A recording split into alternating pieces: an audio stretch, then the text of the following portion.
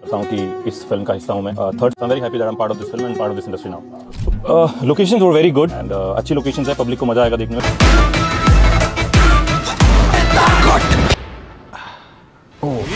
ওরে ভাই রে ভাই, ফাইনালি শাকিব খানের তাণ্ডব সিনেমার ভিলেন হিসেবে যুক্ত হলেন কবির দুহান সিং।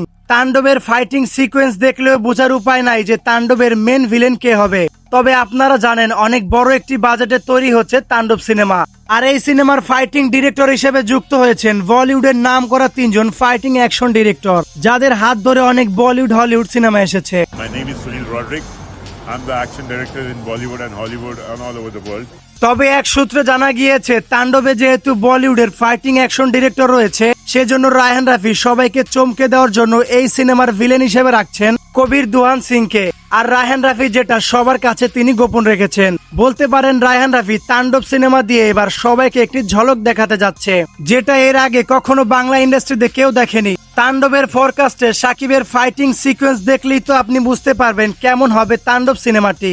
আরো যদি এই সিনেমায় যুক্ত হয় বলিউডের নাম করা ভিলেন, তাহলে তো কোনো কথাই নেই। তবে এখন এটা একেবারেই কনফার্ম, শাকিব খানের তাণ্ডব সিনেমার ভিলেন হিসেবে আমরা দেখতে পারবো কবির দুহান সিংকে।